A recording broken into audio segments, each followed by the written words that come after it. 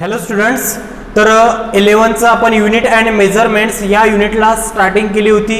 तर आता what is the need of measurement of physical quantity हा सर्वात इम्पॉर्टंट आपण टॉपिक मागच्या लेक्चरमध्ये पाहिला होता. तर त्याच युनिटमधला जो नेक्स्ट टॉपिक आहे तर तो युनिट म्हणजे काय आणि त्याची गरज का बरं आहे आणि ते कसं असायला पाहिजे, म्हणजेच what is mean by unit. Okay, सर्वात पहिला क्वेश्चन आहे what is mean by unit and what are the characteristics of the unit आपण आजच्या लेक्चर मध्ये पाहणार आहोत. ओके, तर बघा, तर फिजिक्स काय हा क्वेश्चन सांगण्याच्या अगोदर थोडंसं इंट्रो द्यावं लागेल या क्वेश्चनच्या अगोदर. तर फिजिक्स म्हणजे क्वांटिटेटिव्ह सायन्स आहे, हे मी तुम्हाला सांगितलं होतं, बरोबर आहे. फिजिक्स म्हणजेच काय, क्वांटिटेटिव्ह सायन्स आहे. हे जे इंट्रोडक्शन आहे तर ही इंट्रोडक्शन थोडंसं आपल्याला नेक्स्ट क्वेश्चन लर्न करण्यासाठी थोडं हेल्प करेल. तर बघा, फिजिक्स म्हणजेच काय, क्वांटिटेटिव्ह सायन्स आहे. म्हणजे जो फिजिक्सचा जो स्टडी आहे तर हा मोस्टली कशाने होतो, मेजरमेंटने. ओके, म्हणजेच तुम्हाला सांगितलेलं आहे मी की व्हेरियस लॉज, व्हेरियस थिअरीज असतात, लॉज आहेत सर्व. ते लॉज कशावर डिपेंड आहेत, तर एक्सपेरिमेंटवर, एक्सपेरिमेंटल व्हेरिफिकेशन डिपेंड कशावर आहे, तर मेजरमेंटवर डिपेंड आहे. मोजणे, मेजरमेंट म्हणजेच काय, मोजणे. कोणती पण गोष्ट मेजर करणे म्हणजेच ती एक प्रोसेस आहे. ठीक आहे, मेजरमेंट. ओके, म्हणजेच काय, फिजिक्स हे क्वांटिटेटिव्ह सायन्स आहे. म्हणजे सर्वच गोष्टी, सर्वच लॉज, सर्वच रिसर्च हे मेजर करून होते. म्हणजेच क्वांटिटेटिव्ह आहे, किती होते हे पण यामध्ये काय आहे, इम्पॉर्टंट आहे. ओके, मेजरमेंट ॲज वेल एज काय आहे, कंपॅरिझन. आणखी कशावर रिलेटेड आहे, कंपॅरिझन. तुलना करून आपण काय लर्न करत असतो, फिजिक्स लर्न करत असतो. काय काय करावं लागत असते आपल्याला फिजिक्स लर्न करण्यासाठी, मेजरमेंट आणि कंपॅरिझन. मेजरमेंट आणि कंपॅरिझन. एखादी फिजिकल क्वांटिटी आहे. फिजिकल क्वांटिटी म्हणजे ज्या सर्व गोष्टी तुम्ही मोजू शकता. लेंथ आहे, लांबी आहे, मोजू शकता ना, टेप घेता आणि मोजता. मास आहे, त्यानंतर टाइम आहे, राईट, करंट आहे. ह्या सर्व गोष्टी काय आपण मेजर करू शकतो, बरोबर आहे. म्हणजेच फिजिक्स म्हणजेच काय, मेजरमेंट आहे. फिजिक्स म्हणजेच काय आहे, मेजरमेंट आहे. आणि फिजिक्सचा स्टडी हा कशावरून होतो, मेजरमेंट. आणि मेजरमेंट हे कशाने पॉसिबल आहे, कम्पेअर करून. मेजरमेंट कशाने पॉसिबल आहे, कम्पेअर करून, कंपॅरिझनने काय पॉसिबल आहे, फिजिक्सचा स्टडी करणे. ठीक आहे, तर आता बघू आपण आपल्या ॲक्च्युअल क्वेश्चन बघू आता आपण काय. तर पहा,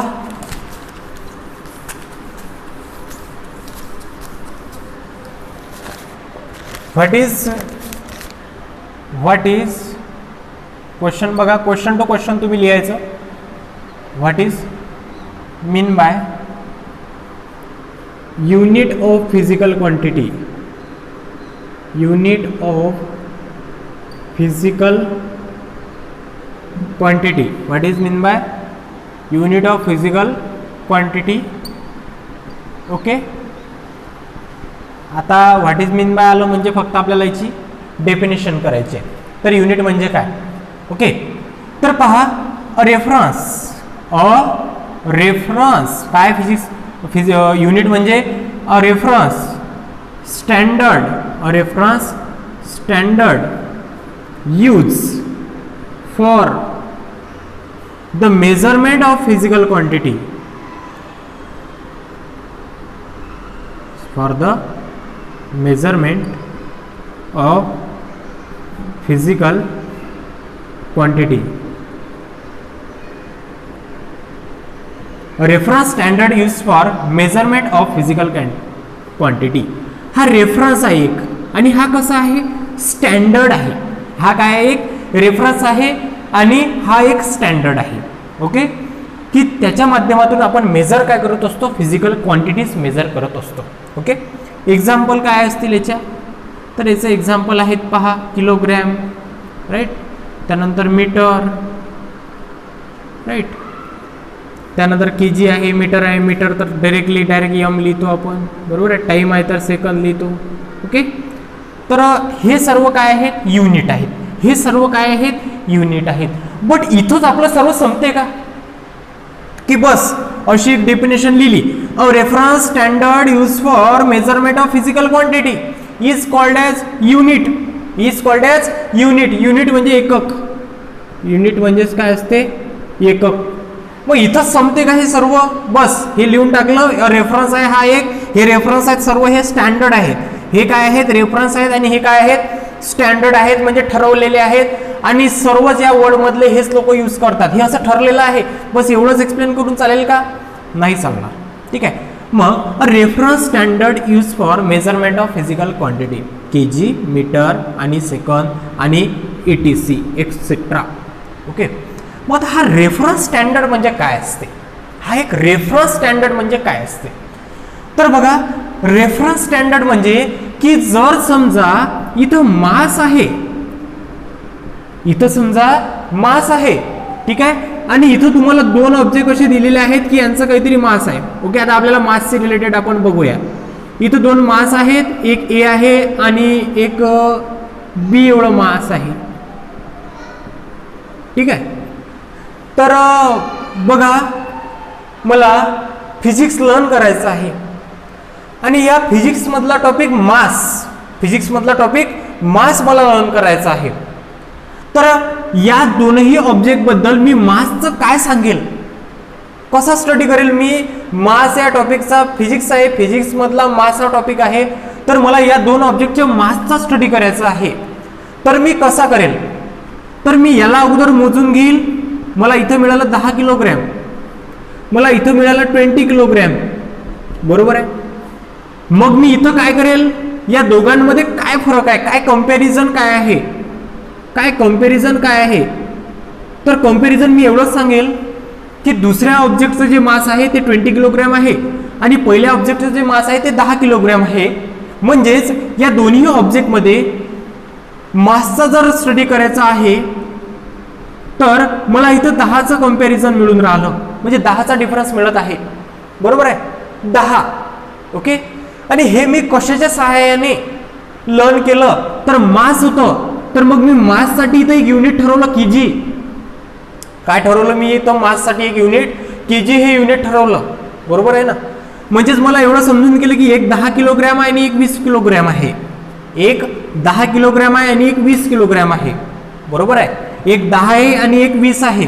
मग मला एक समजून गेलं की the mass of the B object is greater than mass of the A object. मला एवढं सर्व समजून गेलं, बरोबर आहे ना. म्हणजे मी मासचा स्टडी इझिली करू शकलो. कशाच्या माध्यमातून स्टडी करू शकलो मी? तर मी स्टडी करू शकलो माससाठी मी केजी हे स्टँडर्ड ठेवलेलं आहे, मी ते मेजर केल्यावर मला समजलं. म्हणजेच फिजिक्सचा स्टडी कोणत्या दोन गोष्टींमुळे इथं पॉसिबल झाला? तर पहिली म्हणजे मेजरमेंट, मोजलं, त्यानंतर कम्पेअर केलं, 10, 20 - 10, 20 - 10 = 10, बरोबर आहे. मग इथं काय काय होतं आपल्याकडे? इथं आपल्याकडे हे युनिट होतं. हे काय आहे? युनिट आहे. हे काय आहे? युनिट आहे, बरोबर आहे ना. हे काय आहे? युनिट आहे. मग आणि हे काय आहे? हे आहे अमाऊंट. हे काय आहे? अमाऊंट आहे. हे काय आहे? अमाऊंट आहे. जर समजा माझ्याकडे युनिट नसतं तर ठीक आहे, एक ऑब्जेक्ट ए आहे तो 10 आहे आणि एक ऑब्जेक्ट बी आहे तो 20 आहे. काय आहे हे नेमकं? काय आहे? एक 10 आहे आणि एक 20 आहे. मग 10 क्वांटिटी मध्ये आहे हा, की 10 पार्टिकल आहेत यामध्ये, की 10 मीटर हाईटवर हा ठेवलेला आहे? हे काही समजू शकते का या ऑब्जेक्टचं? नाही समजू शकत. कशावरून सांगू शकलो? कारण की माझ्याकडे एक स्टँडर्ड असं एक युनिट होतं किलोग्रॅम, की ते मी माससाठी यूज करत गेलो आणि मला त्यावरून सर्वांना समजून जाईल की मी कोणाला पण सांगितलं की एक ऑब्जेक्ट ए आहे आणि एक ऑब्जेक्ट बी आहे, एकाचं 10 किलोग्रॅम आहे आणि एकाचं 20 किलोग्रॅम आहे, पण दोन्हीसाठी मी युनिट सेमच वापरले कारण मासचा विषय म्हणून माससाठी जे एक स्टँडर्ड रेफरन्स आहे, माससाठी जो एक स्टँडर्ड रेफरन्स आहे, तर तो कोणाला मग इथं किलोग्रॅम. म्हणजेच त्याला काय म्हणायचं? युनिट म्हणायचं. काय म्हणायचं त्याला? युनिट म्हणायचं. समजलं?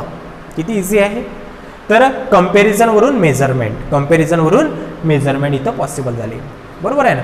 सेम हा इथं मी मासचा कन्सेप्ट घेतला. सेकंड मी इथं काय घेत असतो? सेकंड काय घेईल मी इथं? लेंथ घेईल. ओके. काय घेईल मी इथं? लेंथ घेईल. तर मला एक समजलं की एक पर्सन आहे तो चालत चालत गेला, ठीक आहे, एवढा अंतर गेला, आणि एक दुसरा पर्सन आहे तो एवढा अंतर गेला. हा ए पर्सन होता आणि हा बी पर्सन होता, बरोबर आहे. मग आता इथं गरज पहा बरं, मला इथं लर्न करायचं आहे याच्या डिस्टन्सचा, ए आणि बीच्या डिस्टन्सचा काय करायचं आहे, स्टडी करायचं आहे. काय करेल मी इथं असं सांगेल का की नाही एने जास्त डिस्टन्स कव्हर केला आणि बीने कमी केलं. ठीक आहे, तुम्ही कमी केलं किंवा जास्त केलं मला हे नाही सांगायचं आहे, मला हे नाही माहिती. मला एवढं पाहिजे की किती, हाऊ मेनी और हाऊ मच. ठीक आहे, एक्झॅक्ट आकडा पाहिजे मला, कमी जास्त किती. मग मी काय करेल, मीटर घेईल, टेप घेईल आणि मोजून काढेल 10 आणि मला इथं मिळेल 5. मग ठीक आहे, 10 आणि 5 काय आहे, किलो आहे, सेकंद आहे, केल्विन आहे, एम्पियर आहे, व्होल्ट आहे, नाही आहे. मग मी मीटरसाठी पण एक स्टँडर्ड ठरवून दिलं, एक लेन्थसाठी पण मी एक स्टँडर्ड ठरवून दिलं आणि तेच काय आहे, मीटर. म्हणजेच लेन्थसाठी, लेंथ मेजर करण्यासाठी मी एक स्टँडर्ड रेफरन्स कन्सिडर केला, ठरवूनच घेतला सर्व जगाने, तोच कोण आहे, मीटर आहे. तोच कोण आहे, मीटर आहे. सेम टाइमचं पण तसंच सेकंद. समजलं तुम्हाला ॲक्च्युअल नीट काय आहे. तर आता तुम्हाला ॲक्च्युअल नीट समजली असेल काय आहे तर युनिटची. A reference standard use for measurement of physical quantity is known as unit. Okay, इथपर्यंत काही डाऊट नाही. तर बघा एक थोडंसं की या क्वेश्चनच्या अगोदर किंवा तुमच्या रेड लाईनच्या वर एक लिहून घ्या. फिजिकल क्वांटिटी ही नेहमी एक्सप्रेस कशी होत असते, फिजिकल क्वांटिटी नेहमी एक्सप्रेस कशी होत असते. फिजिकल क्वांटिटी इक्वल टू काय असते, क्वांटिटी और अमाऊंट लिहितो मी त्याच्यापेक्षा, अमाऊंट 10, 5, 20 अमाऊंट इंटू काय असते त्याचं युनिट असते. अमाऊंट इंटू कसं लिहित असतो आपण, युनिट असतो. सपोज एक याचं एक्झाम्पल, सपोज फिजिकल क्वांटिटी आहे लेंथ, फिजिकल क्वांटिटी काय आहे, लेंथ आहे. ठीक आहे, 10 मीटर. मग अमाऊंट काय झालं इथं 10, म्हणजेच नंबर असतो. अमाऊंट म्हणजे काय असते, हा नंबर असतो आणि त्यालाच मल्टिप्लायला नेहमी काय असते, त्याचं युनिट असते. मग जर समजा टाइम असेल तर टाइम 10 इंटू त्याचं युनिट सेकंद. त्यानंतर मास 10 इंटू kg. ओके, अशा प्रकारे फिजिकल क्वांटिटी एक्सप्रेस केल्या जाते. Amount into unit. ठीक आहे, चला इथपर्यंत बघा. आता नेक्स्ट क्वेश्चन.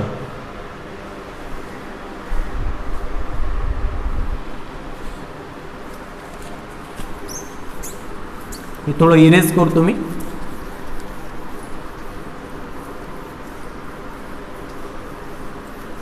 बरोबर जर समजा तो तुमचा टॉपिक जर राहिला असेल लिहायचा, नोट डाऊन करून घ्यायचा राहिला असेल तर व्हिडिओ थोडा पॉज करायचा आणि लिहून घ्यायचं. ओके, बघा आता आहे सर्वात इम्पॉर्टंट क्वेश्चन. तो आहे what are the characteristics of unit. What are म्हणजे खूप जास्त आहेत. व्हॉट आर द कॅरेक्टरिस्टिक्स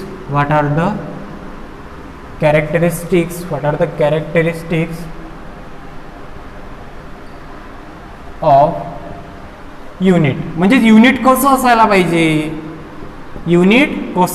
पाहिजे, ठीक आहे. हा ज्या क्वेश्चनचा काय आहे मीनिंग आहे. ठीक आहे, तर बघा हे पण मी थोडं इरेजच करून घेतो.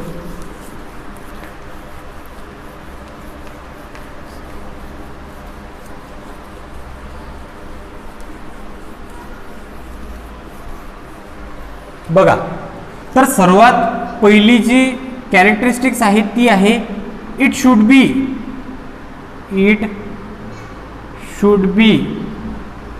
वेल डिफाइंड. पहिली कॅरेक्टरिस्टिक्स काय आहे, it should be well defined. म्हणजेच जे युनिट ठरवलेलं असेल, जसं सेकंद आहे, त्यानंतर मीटर आहे, त्यानंतर पुन्हा किलोग्रॅम आहे, हे जे सर्व युनिट आहेत तर हे युनिट चांगल्या प्रकारे एक्सप्रेस केलेले असले पाहिजेत. की व्हॉट इज मीन बाय 1 सेकंद, what is mean by 1 metre, what is mean by 1 kilogram. ठीक आहे, हे चांगल्या प्रकारे एक्सप्रेस केलेले असले पाहिजेत. ओके, हा झाला पहिला. सेकंड आहे it should B easily it should B easily available. बघा आता सर्वात इम्पॉर्टंट आहे हा टॉपिक म्हणजेच characteristics. It should B easily available. It should B easily available म्हणजे काय की हे जे युनिट आहे तर हे प्रत्येक ठिकाणी सहजरित्या अवेलेबल असलं पाहिजे. हे युनिट ती फिजिकल क्वांटिटी मेजर करण्याचं प्रत्येक ठिकाणी इझिली अवेलेबल असलं पाहिजे. आलं का लक्षात याचं मिनिंग बघा. सपोज एक्स हे गाव आहे आणि वाय हे एक गाव आहे आणि या एक्स आणि वाय या गावाचं डिस्टन्स हे खूप जास्त आहे. एक्स आणि वाय या गावचं डिस्टन्स हे खूप जास्त आहे. तर सपोज मी इथं साखर घेतली. ठीक आहे बघा, दोन विलेजेस आहेत एक्स आणि वाय. ठीक आहे, मला या गावातून साखर घ्यायची आणि या गावातून पण साखर घ्यायची आहे आणि मला 1 किलोग्रॅम साखर घ्यायची आहे. मला 1 किलोग्रॅम साखर घ्यायची आहे. मी इथं गेलो आणि मी या दुकानदाराला सांगितलं, इथं या ग्रोसरी शॉपमध्ये जाऊन इथं मी विचारलं त्याला की मला 1 किलोग्रॅम साखर द्या. तो काय करेल, डायरेक्ट 1 किलोग्रॅम साखर मला व्यवस्थित डिजिटलवर मोजून देईल, डिजिटल काट्यावर मोजून देईल. ओके, व्यवस्थित याने दिली पण 1 किलोग्रॅम साखर. मी या गावात गेलो, याला म्हटलं मी की मला 1 किलोग्रॅम साखर दे. याने पण त्याच्या काट्यावर व्यवस्थित मोजली, 1000 ग्रॅम भरली आणि मला देऊन दिली. ओके, म्हणजेच मी काय म्हटलं की मला 1 किलोग्रॅम, म्हणजे याला किलोग्रॅम समजलं आणि याला पण किलोग्रॅम समजलं. म्हणजे दोन्ही ठिकाणी जे युनिट होतं माझं, मी जे किलोग्रॅम हे युनिट वापरलं ते दोन्ही ठिकाणी इझिली अवेलेबल होतं. बरोबर आहे, इझिली अवेलेबल होतं म्हणून मला ते मिळून गेलं. बट मी इथं गेलो, याला म्हटलं 1 किलोग्रॅम मला साखर द्या आणि याला जर म्हटलं मी 1 किलोग्रॅम मला साखर द्या, तर हा काय म्हणेल, काय असते 1 किलोग्रॅम, काय असते 1 किलोग्रॅम नेमकं, म्हणजे केजी म्हणजे नेमकं काय हे त्याला माहिती नाही. तर म्हणजेच ते इझिली अवेलेबल नाही आहे. तिथं युनिट त्याला माहीतच नाही की युनिट किलो मासचं, किलो म्हणजेच वेटचं जे युनिट आहे ते किलोग्रॅम आहे हे याला माहिती नव्हतं. म्हणजेच माझं जे किलोग्रॅम युनिट आहे तर ते इझिली अवेलेबल नाही. हा मला काय म्हणतो की तुम्हाला जर साखर घ्यायची आहे तर तुम्हाला 1 मीटर साखर घ्यावं लागेल. तुम्हाला किती साखर घ्यावं लागेल, 1 मीटर एवढी साखर घ्यावं लागेल. म्हणजेच इझिली अवेलेबल नाही, इझिली अवेलेबल नाही आहे. म्हणजेच जे युनिट असते तर ते इझिली अवेलेबल असलं पाहिजे. आलं लक्षात तुमच्या? या टॉपिकवरून तुम्हाला इझिली समजलं असेल या एक्झाम्पलवरून. ठीक आहे, तर बघा जे नेक्स्ट आहे तर ते आहे it should B universally accepted. Universally accepted. तर युनिव्हर्सली ॲक्सेप्टेड म्हणजेच काय की इंडिया आहे आपला. ठीक आहे, इंडियामध्ये जर मास मेजर करायचं आहे तर मी किलोग्रॅममध्ये मोजेल. ओके, दुसरं आहे USA, United state of America. तर इथं जर मास आहे तर मला इथं पण किलोग्रॅममध्येच, बरोबर आहे, मास मिळालं. ठीक आहे, UK मध्ये गेलो, युनायटेड किंगडममध्ये गेलो किंवा लंडन ब्रिटनमध्ये गेलो, म्हणजे सेम तीच कंट्री आहे ती युनायटेड किंगडम, संयुक्त राष्ट्र. तर इथं जर मला मास घ्यायचं असेल, ओके, तर मला इथं पाऊंड मिळालं. कशामध्ये मिळालं, पाऊंड. ठीक आहे, म्हणजे युनिव्हर्स म्हणजेच काय की पूर्ण जग. ओके, युनिव्हर्सली ॲक्सेप्टेड म्हणजे होल वर्ल्ड. त्या वर्ल्डमध्ये जेवढ्या पण कंट्रीज असतील तर त्या सर्व कंट्रीजनी असं ठरवलेलं असलं पाहिजे की माझ्या देशातला माणूस, माझ्या देशातला पर्सन तुमच्या देशात जावं की तुमच्या देशातला पर्सन माझ्या देशात येऊ. तुम्हाला जर मास मेजर करायचं असेल तर ते मी फक्त कशामध्ये मोजेल, केजी मध्येच मोजेल. कशामध्ये मोजेल मी त्याला, केजी मध्येच मोजेल. असं असायला नको. इथं कशामध्ये मेजर केलं, पाऊंड मध्ये मेजर केलं. कशामध्ये मेजर केलं, इथं पाऊंड मध्ये. बरोबर आहे ना. म्हणजे ज्याने या दोन देशांनी तर मासचं केजी ऍक्सेप्ट केलं पण युकेनं ऍक्सेप्ट केलं नाही. ठीक आहे, म्हणजेच जे होल युनिव्हर्सने, होल वर्ल्डने ते युनिट काय असायला पाहिजे, ऍक्सेप्ट केलेलं असलं पाहिजे. ठीक आहे, तर बघा आता त्यानंतर जी नेक्स्ट कॅरेक्टरिस्टिक्स आहे, it should be invariable. It should be invariable म्हणजे काय तर पहा, आज जळगाव जामोदमध्ये जे मास होतं तर ते किलोग्रॅम मध्ये मोजलं गेलं. ठीक आहे. दुसऱ्या दिवशी मी उठून पाहिलं आणि पुन्हा मला मासच काहीतरी घ्यायचं आहे किंवा साखर वगैरे घ्यायची आहे. आज मी किलोग्रॅम मध्ये घेतली, बट उद्या मला कशामध्ये मिळाली? मीटर मध्ये मिळाली. म्हणजे इथं युनिट काय झालं? व्हॅरी झालं. युनिट काय झालं? इथं व्हॅरी झालं, बदललं. बट आपली कॅरेक्टरिस्टिक्स काय म्हणते? इट शुड बी इनव्हेरिएबल, म्हणजे न बदलणारं असलं पाहिजे. कसं असलं पाहिजे ते? न बदलणारे. म्हणजेच आज जर समजा मी साखर किलोग्रॅम मध्ये मोजली, तर मी जर समजा 200 वर्षांनी पण आलो तरी साखर ही किलोग्रॅम मध्येच मोजल्या गेली पाहिजे आणि मधात पण किलोग्रॅम मध्येच मोजली गेली पाहिजे आणि शेवटपर्यंत किलोग्रॅम मध्येच मोजली गेली पाहिजे. ठीक आहे. या एक्सपेरिमेंट हे सर्व एक्झाम्पल तुम्हाला ह्या कॅरेक्टरिस्टिक्स एक्सप्लेन करण्यासाठी काय असतात? युजफुल असतात. ठीक आहे. नेक्स्ट पहा काय आहे? It should. का बरं मी इथं शुड यूज करून राहिलो? कारण की हे आवश्यकच आहे, असायलाच पाहिजे. Okay. It should B not perishable. It should B not perishable. तर पेरिशेबल म्हणजे काय? आता इथं तुम्हाला पुन्हा सांगतो. पेरिशेबल, तर पेरिशेबलचं जे मिनिंग आहे तर ते आहे नाशवंत. पेरिशेबल म्हणजे काय आहे? नाशवंत. ओके. तर पेरिशेबल म्हणजे नाशवंत. It should not be perishable. It should not be perishable. म्हणजेच हे जे युनिट आहे हे जर समजा मी आज मास किलोग्रॅम मध्ये मोजलं, ठीक आहे, मी साखर घ्यायला गेलो आणि मी म्हटलं की 1 किलोग्रॅम, ठीक आहे, तर मला दुकानदाराने असं म्हणायला नाही पाहिजे की ठीक आहे तुम्ही आज म्हटलं तर म्हटलं 1 किलोग्रॅम साखर द्या, पण आजपासून हे जे युनिट आहे हे पेरिशेबल आहे. म्हणजे आज डायरेक्ट हे कसं होऊन जाईल? नाश होऊन जाईल याचा, म्हणजे हे संपुष्टात येऊन जाईल, म्हणजे हे संपून जाईल. उद्यापासून तुम्ही काय म्हणायचं की मला 1 सेकंद साखर द्या.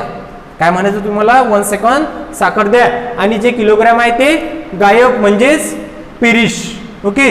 म्हणजे ज्याला आपण काय म्हणतो ते संपुष्टात आलं किंवा संपून गेलं किंवा आता कोणीच त्याला यूज करत नाही. ठीक आहे. तर पहा हे झाले 3 एक्झाम्पल. या एक्झाम्पलवरून ह्या तुमच्या ज्या कॅरेक्टरिस्टिक्स असतात तर ह्या सर्व तुम्हाला एक्सप्लेन करायच्या असतात. ठीक आहे. तर त्यानंतर पहा आता काय असायला पाहिजे? It should B comparable. It should be comparable. It should be comparable to the size of physical quantity. To the size of physical quantity. Comparable असायला पाहिजे. It should be comparable to the size of physical quantity. Physical क्वांटिटीच्या size नुसार ती कशी असायला पाहिजेत? Comparable असायला पाहिजेत. कम्पेरेबल म्हणजेच काय की तुलनात्मक, म्हणजेच किंवा त्यांची तुलना करता आली पाहिजे. म्हणजेच असं नाही की तुम्ही एवढे मोठे उभे आहात 60 किलोचे, पण असं नाही झालं पाहिजे की तुम्ही 60 ग्रॅमचे आहात. ठीक आहे. म्हणजेच फिजिकल क्वांटिटीच्या साईज नुसार ते युनिट कम्पेरेबल असलं पाहिजे. ते युनिट कसं असलं पाहिजे? कम्पेरेबल असलं पाहिजे. ओके. म्हणजेच त्याची तुलना करता आली पाहिजे. ओके. तर बघा 7th काय characteristics? It must be easy to form multiples and submultiples. It must be easy to form multiple and submultiples. तर बघा ह्या सर्व 7 कॅरेक्टरिस्टिक्स आहेत. तर यातल्या 7 नंबरची कॅरेक्टरिस्टिक्स पहा काय आहेत? तर याचे मल्टिपल आणि सब मल्टिपल्स असले पाहिजेत. मल्टिपल आणि सब मल्टिपल्स मध्ये काय फरक आहे? तर सब मल्टिपल्स म्हणजे 10चे कोण तुकडे इकडे करू शकतो, 2 करू शकतो आणि 5 करू शकतो. ठीक आहे. आणि त्याच नंतर याचे हे झाले सर्व सब मल्टिपल्स. पण मल्टिपल म्हणजेच काय की 10चे मल्टिपल 20, ठीक आहे, त्यानंतर 30, हे सर्व काय झाले? मल्टिपल. आणि ही इकडले काय झाले? सब मल्टिपल झाले. बरोबर आहे. तर सेम इथं काय आहे की जर समजा किलोग्रॅम जर घेतला, ठीक आहे, किलोग्रॅम जर घेतला तर याचे मल्टिपल होतील क्विंटल, टन. ओके, आणि याचे जर समजा याचे हे सर्व जे क्विंटल, टन हे काय आहेत, मल्टिपल आहेत. बट इकडले ग्रॅम, ओके, मिलीग्रॅम हे सर्व काय सब मल्टिपल आहेत. म्हणजेच त्या युनिटचे पुन्हा तुम्हाला मल्टिपल आणि सब मल्टिपल पण बनवता आले पाहिजे. मल्टिपल आणि सब मल्टिपल त्याचे आपल्याला बनवता आले पाहिजेत. ओके, तर बघा स्टुडंट्स, तर आजच्या लेक्चरमध्ये आपण काय काय पाहिलं. What is mean by unit and what are the characteristics of, what are the characteristics of unit. Okay, हे पाहिलं आपण.